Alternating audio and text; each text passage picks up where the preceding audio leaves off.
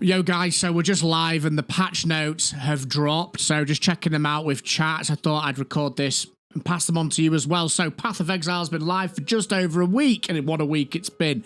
We've addressed some feedback already and are working on some more fixes for key pain points in an upcoming patch, and the full patch notes are coming soon, but check out some of the more significant changes below. What have we got in here? Gameplay features. Like we mentioned last week, we'll be adding the capacity to fast travel between checkpoints within an area, as well as adding many more checkpoints to areas generally at all entrances and exits to areas, meaning if you find these first, you'll be able to instantly travel to them to continue exploring. That is huge. Absolutely awesome and really, really good change. We'll also be making passive point respecking cheaper. That is awesome, especially at higher levels. It had a relatively aggressive curve getting more expensive with character level. We have flattened that curve so it doesn't exponentially grow as much. This should generally result in approximately 40 to 50% less gold cost for respecking between the start and the middle of endgame progression. That is going to be huge and so helpful for all those people that had their builds bricked after the cast on trigger nerf occurred. Like, I really, really did feel for people in that situation. I started out kind of going, do you know what?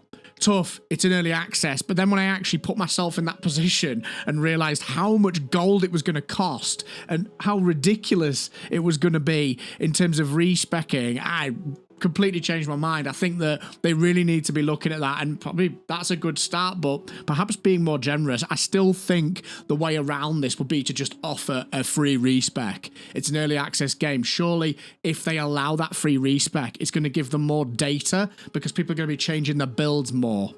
That's just my opinion. I don't know what you think. Sound off in the comments below, folks. The trial of Sekhemas. Players were finding the trial of Sekhemas particularly frustrating in close range, so we've reworked how honor damage scales when in close range, as well as fixing an important bug that was causing players to take far too much honor damage from damage over time. It's a nightmare in there, even as a range player, so I don't even want to think about what it's like for a warrior or a monk. Honor damage now scales down based on distance to enemies. When in close range, you'll take 35% less honor damage, tapering off as you are further away from monsters. Okay, that's an interesting change. Fixed a bug where damage over time was dealing thrice as much damage to honor as intended, and fixed a bug where honor resistance was only applying to 2/3 of that damage. This was confusing for us too. Yeah, that sounds bonkers and really annoying to fix. Skitter golems no longer use basic attacks and instead just explode. Good, that was irritating. Serpent Clan's burrow and ambush attack now has been visually telegraphed and improved and cannot be used from as far away. Also good. Volcanoes created by rattle cage fissure slam now last half duration. So all good changes there that are going to aid towards less frustrating experiences in those ascendancy trials, folks, because they are absolutely cracked. Endgame and monster balance. Here we go. This is interesting. Generally, the balance in endgame maps was more punishing than intended. Okay.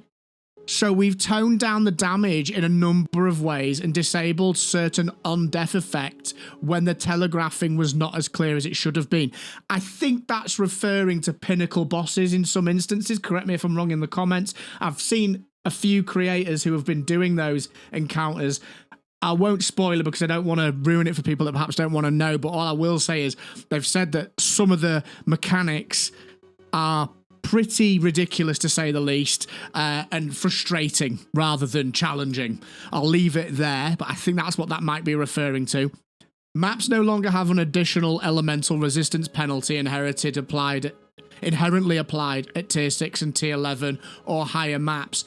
It's now consistent across all of the endgame, okay? Good. Chaos damage now also scales less aggressively over the endgame, right? So that's going to reward people then who have stacked chaos damage. I've tried to get as much as I can. I think I'm at around 50% at around T7 or T8. So hopefully that's going to be really beneficial, and you're going to feel that a lot if you've lent into the survivability mechanics more.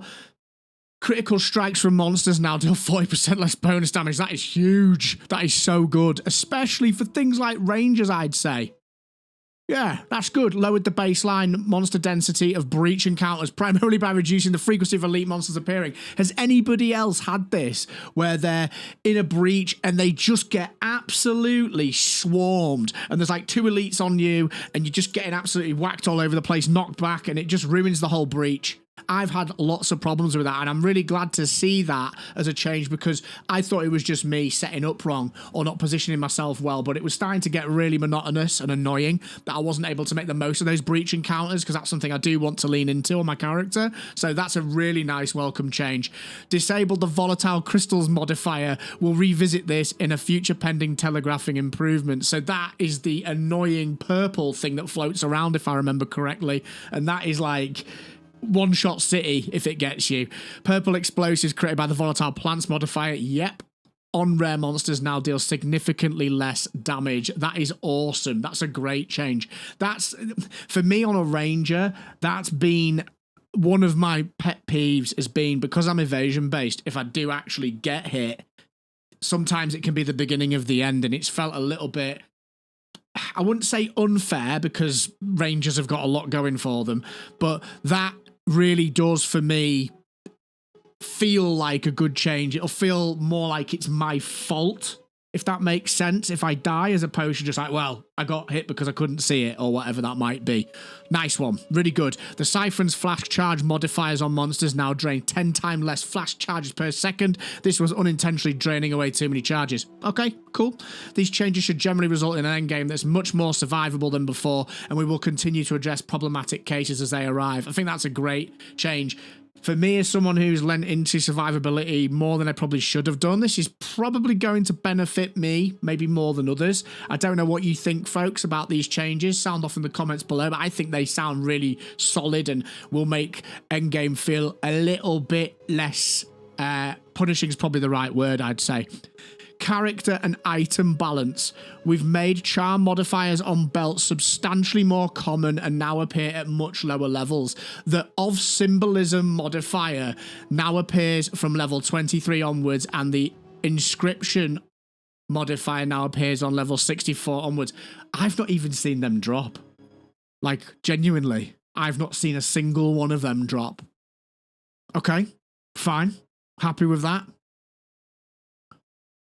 Where are we up to? Electrocute now is 25% harder to build up. Okay, so this is a nerf for lightning rangers, I'm sure. But the damage penalty has been removed from the support gem. So does that mean that Electrocute, the actual thing, has been made harder to charge up? Or are they just talking about the gem? Maybe someone could sound off in the comments below about that one. But that's how I'm reading that the gem is being talked about separately from the mechanic. Excuse me. Added a new lightning damage and electrocute cluster to the passive tree in between the ranger and the monk sections. Okay, that's awesome. That's exciting. I like this. So between the ranger and the monk sections, that's going to benefit us both. Absolutely awesome. It's now more difficult to chain freeze enemies by reducing the amount of freeze buildup applied after a freeze has been applied. So that's just going to stop that proccing over and over, which was probably a problem. I didn't try anything cold related yet, so I can't comment on that one. Maybe you can if you're a monk player or such like. The Hunter Talisman notable now grants +1 charm slots. The small passive skills leading up to it now grant the stat it formerly gave. The charm helper text has been updated to indicate you cannot have more than 3 charm slots unlocked, so that we can add more sources of it in the future. Solid. Okay. Charms being given a bit more of a front and center seat. Skill and support gem balance. Since launch, we've unfortunately had to nerf a few skills that were far too overpowered. How do we define overpowered? Basically, it's a situation in which a certain skill is so powerful that players feel no other method of playing the game is viable. Fair. Generally speaking, we are trying to do this in a way that doesn't make a build bad, but we can make mistakes. Ideally, any truly meta-shifting changes will only happen at the same time as a content patch with a new league to play in. I think that's a good approach, by and large. It seems fair. But it doesn't mean we haven't been looking at underpowered skills and support gems. We've got a number of changes planned which should improve some of these skills. The full list of changes will be in the patch notes, but here's a sample of what you can expect Improvements to rolling slam and all shield skills in the mace section. So warriors, nice. Improvements to bow skills, especially skills used to generate frenzy charges. Okay, so that's going to open things up a little bit more for the ranger, which is great. Improvements to bone spells and chaos damage over time spells in the occult section, so broadening witch. Improvements to various crossbow skills, especially those at higher tiers. Merc and ranger. Improvements to some of the underachieving quarterstaff abilities. These are great. It sounds like they've really taken on board what people have been saying. Alongside all these skill gem improvements, we've also done a pass over the support gems. We've added 2 new supports and removed or lessened the penalties on many others, notably the fire, lightning and cold exposure supports. Adding the tremor support gem, which can be used to give up to multiple... Let's try that again. Added the tremor support gems, which can be used to give up to multiple more aftershocks to skills. That's going to be massive. That's going to be really strong, I think. Added the bidding support gem, which can be used to give more damage to the command skills of supported minions. Okay. The fire exposure, lightning exposure, and cold exposure support gems no longer penalize damage of supported skills. They now have a mana cost multiplier of 120%. That's a good change as well, I think.